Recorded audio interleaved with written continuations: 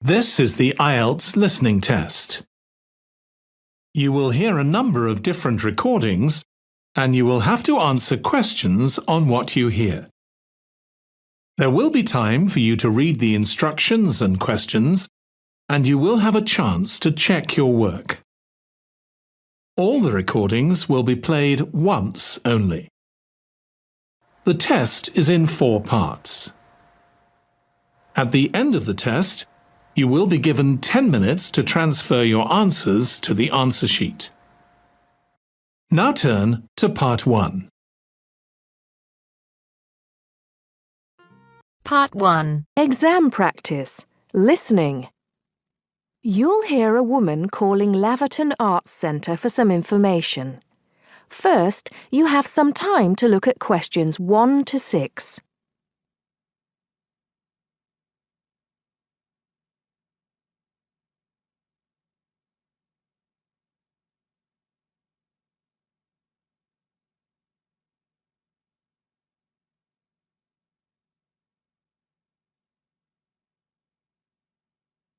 Listen carefully and answer questions 1 to 6.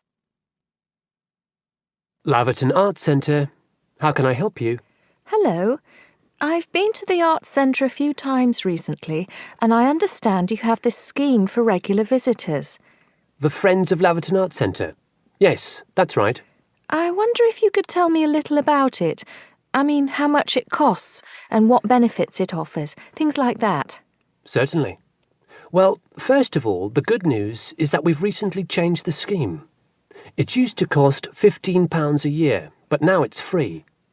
All you have to do is fill in an application form. You can either come to the Arts Centre and do that here, or you can go to our website and apply online. And so what are the benefits of joining? There are actually quite a few. As a friend of LAVERTON Arts Centre, you'll receive a newsletter every 3 months with information on all the forthcoming events. That sounds useful. You also get priority booking for shows and concerts in the main theatre. Can you explain how that works exactly? Yes. What that means is that when tickets go on sale, for the first 2 days they're only available to Friends of the Arts Centre. So, as long as you book early, you can make sure you get seats. Great! Do you ever offer discounts to Friends of the Centre? Under the old system, when you had to pay to be a member, we did. Under the new system, there won't be any discounts for shows in the main theatre or films at the Arts Cinema. Having said that, we will be offering some discounts to members for performances in the small theatre.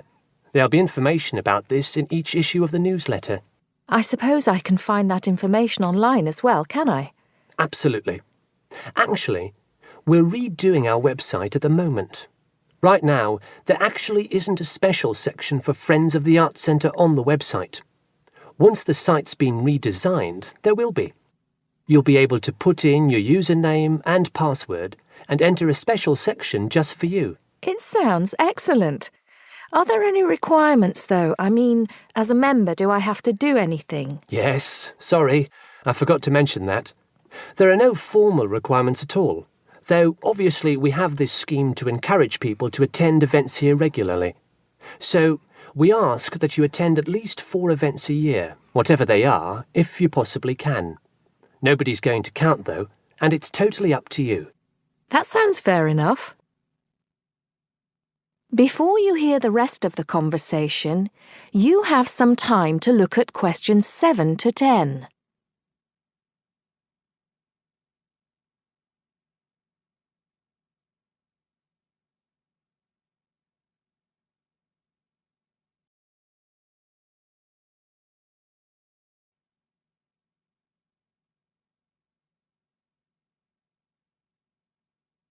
Now listen and answer questions 7 to 10.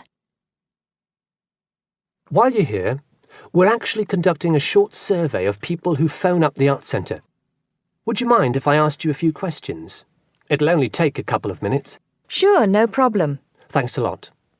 So, how many times have you visited LAVERTON Arts Centre in the last 6 months? Well, I've only lived in the area for the last 4 months, so not that many times. 3, I suppose. Yes, that's right. Fine. And how did you first find out about the Arts Centre? Let me think. Oh, yes, a friend invited me to a concert and I came with her. Have you ever seen a film at the Arts Cinema here? No, I haven't, to be honest. In fact, until you mentioned it earlier, I didn't realise you even had a cinema. One more question. If we offered a free tour of the Arts Centre, including things such as going backstage to look at the dressing rooms, would you be interested in going on it? Oh, yes, definitely. I think a tour like that would be very interesting. I'd even pay for it. That's great. Thank you very much for your time. Thank you. That is the end of part 1. You now have half a minute to check your answers.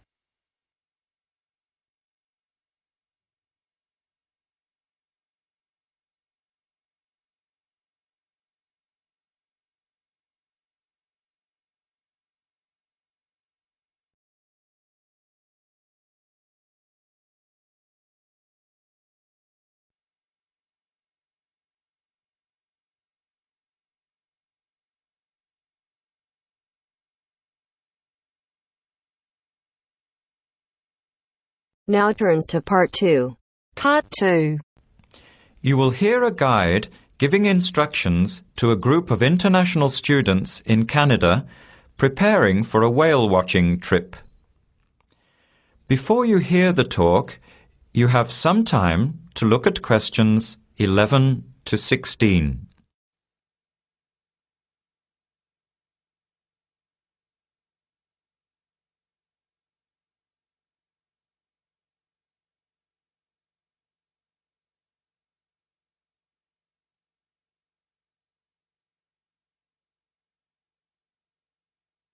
Now listen carefully to the first part of the talk and answer questions 11 to 16. Hello, everyone. Glad to see so many happy faces on this wild and windy day. Are you all ready to go looking for whales? I'm Tony, and our other guide today is Dale. We'll be using these 2 rubber boats you see here, and our trip today will take 3 hours. In a few minutes, we'll be heading into part of the largest temperate rainforest of the Pacific Northwest. I'll show you our route on the map here. This is where we are now. We'll be leaving the sheltered bay and heading out across the mouth of the bay toward the open water. As you know, last night there were strong winds in the area, so we can't go out into the ocean as we had planned. Near the mouth, the water will be quite rough. That's where we are most likely to spot orcas, or killer whales as they are also called. After crossing the mouth of the bay, we'll enter the calmer, shallower waters. This is where you look for gray whales. Then we will continue up this narrow inlet close to the shore.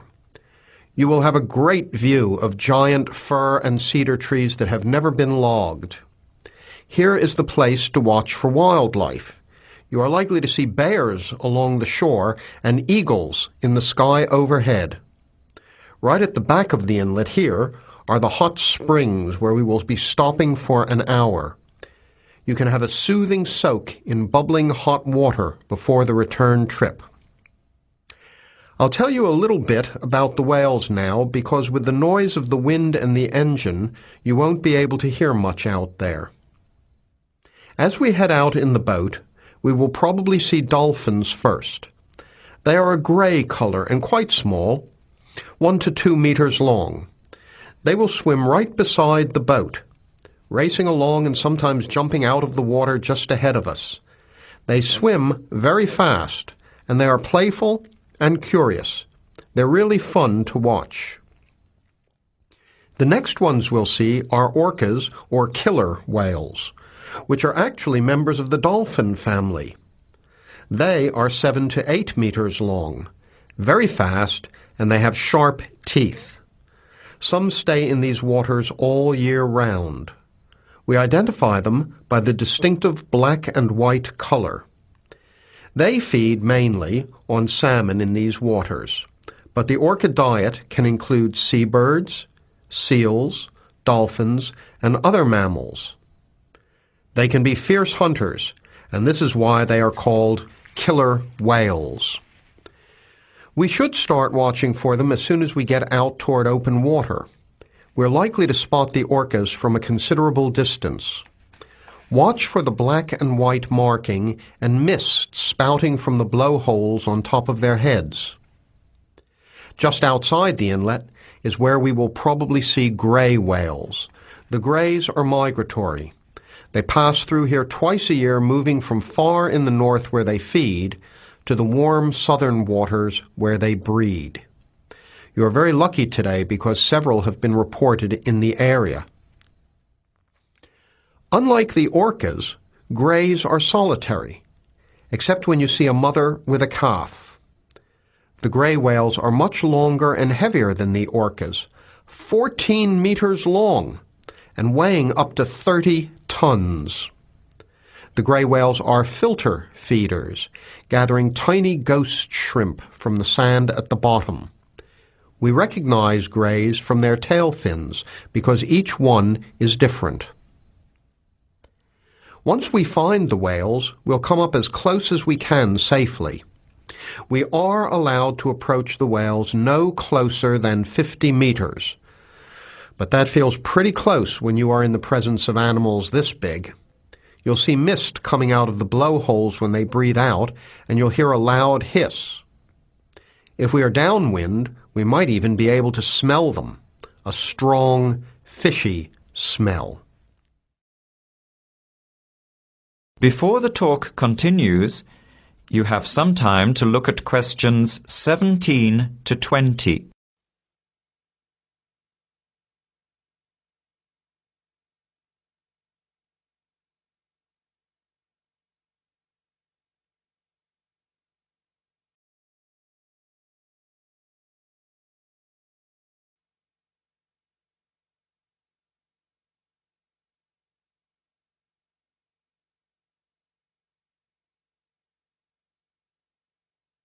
Now, as the talk continues, answer questions 17 to 20. Now, for just a few words of caution. It will be quite bouncy out there, especially in the front of the boat. If you want a smoother ride, stay in the middle of the boat, close to the engine. Hold on to the ropes and keep an eye on any big waves. Be alert so you don't get thrown out of the boat. In case of an emergency, you are all wearing survival suits. They'll keep you warm and dry in or out of the water. They are bright orange for visibility.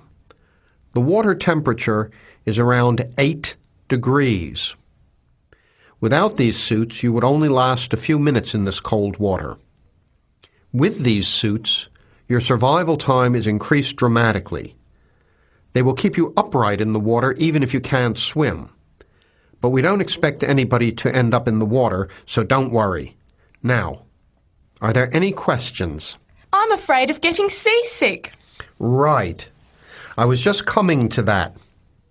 If you think you might get seasick, take one of these patches and put it on your arm at the wrist, like this. It works on pressure points of the body and will relieve seasickness without the drowsiness you can get from pills. Are there any other questions? All right then, let's start loading up the boats.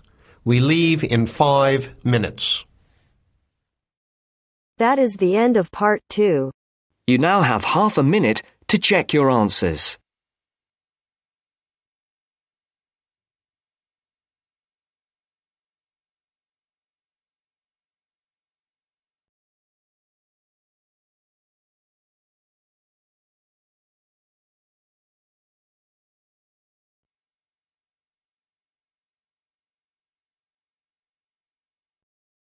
Now turns to part 3. Part 3. You will hear a student talking to her tutor about a presentation. First, you have some time to look at questions 21 to 23.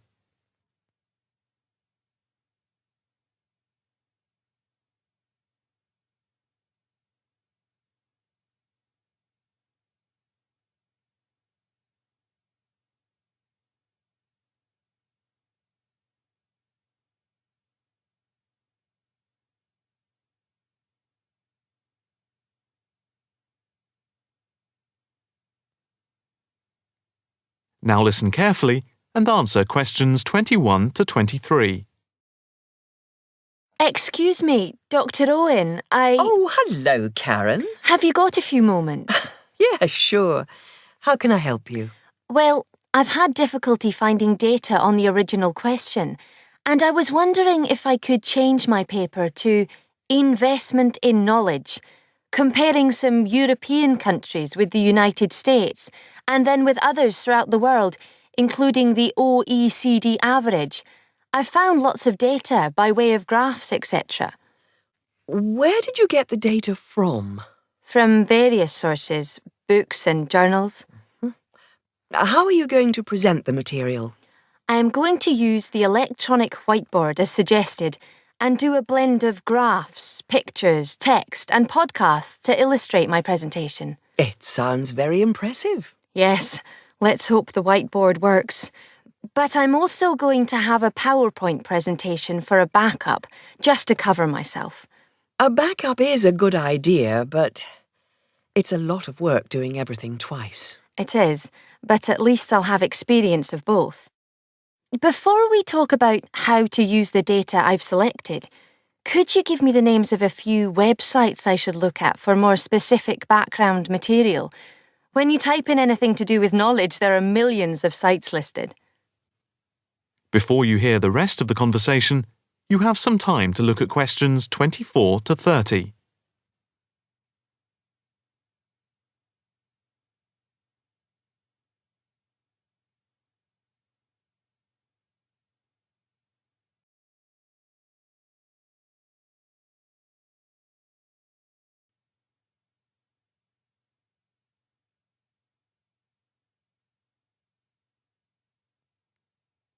Now listen carefully and answer questions 24 to 30.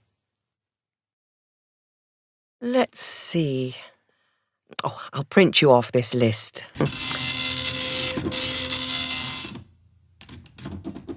Oh, there we go. Right. Do I really need to study everything on these? No, I suggest there are 5 or 6 you can look at. The one you have to go through is the IT department section on the university site, which is www.kmul.org. It has articles by all of us in the department and has links to useful information, so I think it is essential to look at this. OK, I've already been on it, but I'll tick that one as a must-read. And there's a site which is hosted by Pollock. It's investmentit.com. All you need to do is to skim the abstracts of the articles on the site. They'll give you a general idea about the effects of investment in knowledge. Yes, that sounds good. It cuts out having to read everything. What about this one? knowledgejournal.com. If I remember, it's not that useful. I would say that there are very few things that you need to read there. Then there's itknowledgereview.com. It's got loads of articles, but it's probably best just to read those that have come out in the last term or so. Do you have to subscribe? No, it's free from the university library. And another free journal online is itonline.com. I wouldn't say it's essential to read it, but it is beneficial. And so I think it is worth a look. If you think it's useful, there is no harm in looking at it. But nationalstatistics.com is worth looking at and trying out the links that it gives. I think these are probably enough to be getting on with. I think so. There's another thing I want to ask about. How much material should I use in my presentation? Avoid crowding the screen. If you have lots of information at one time, people will not be able to follow it and will just switch off. That's worth remembering. I've been in lectures where there was too much detail on the screen and it was impossible to read quickly. But what about visuals? Do you think it's okay to mix visuals and text?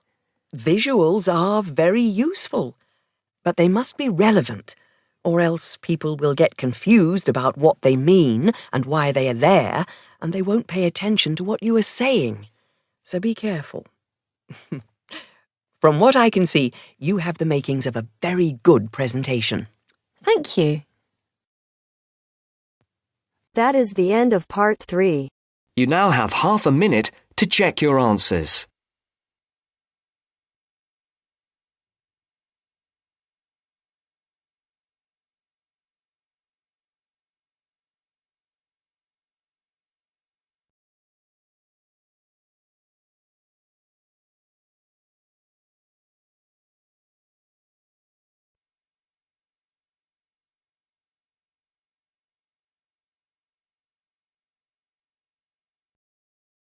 Now turns to part 4. Part 4. You will hear an extract from a talk about preventative medicine. Specifically, how students can look after their own health. Listen to what the speaker says and answer questions 32 to 40. First, you have some time to look at the questions.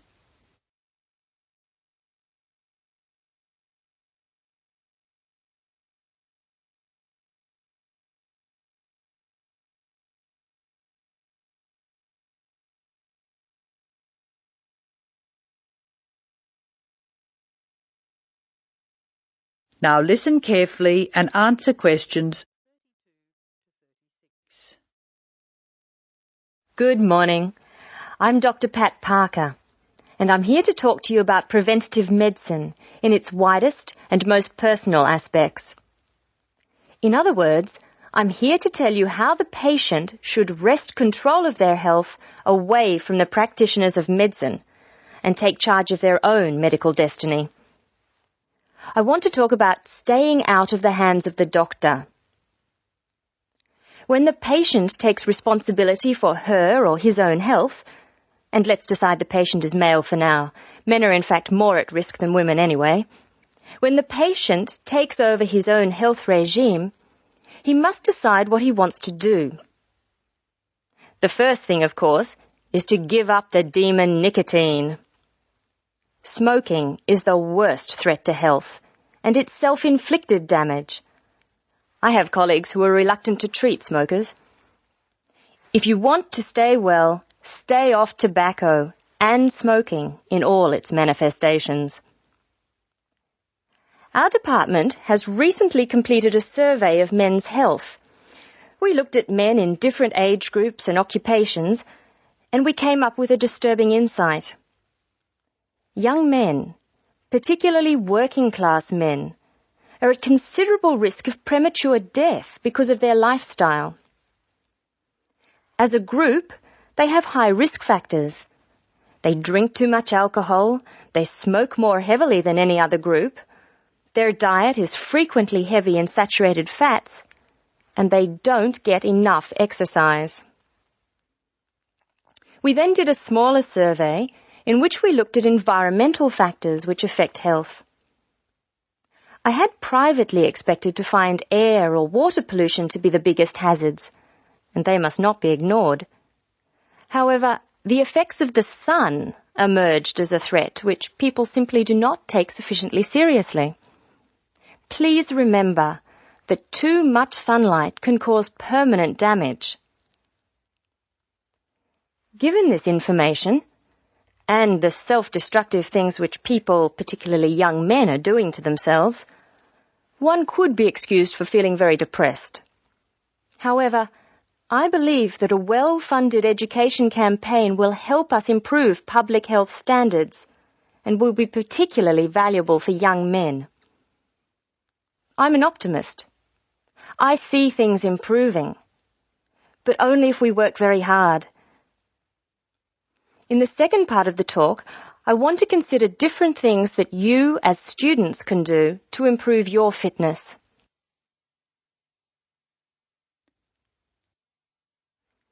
So now I'd like to issue a qualification to everything I say. People will still get sick, and they will still need doctors. This advice is just to reduce the incidence of sickness. It would be great if disease were preventable, but it's not. However, we have power.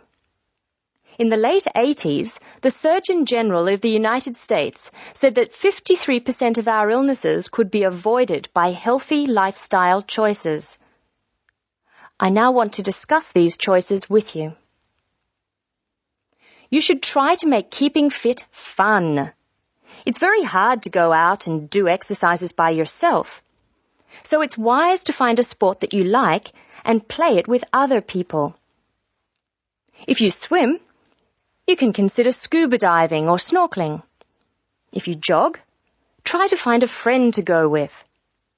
If you walk, choose pretty places to walk or have a reason for walking. Your exercise regime should be a pleasure, not a penance. The university is an excellent place to find other people who share sporting interests with you, and there are many sports teams you can join. This, unfortunately, raises the issue of sports injuries, and different sports have characteristic injuries. As well as accidental injuries, we find repetitive strain injuries occurring in sports where the same motion is frequently performed, like rowing and squash. The parallel in working life is repetitive strain injury which may be suffered by typists or other people who perform the same action hour after hour, day after day. In this context, therefore, the most important thing to remember before any sport is to warm up adequately. Do stretching exercises and aim at all times to increase your flexibility.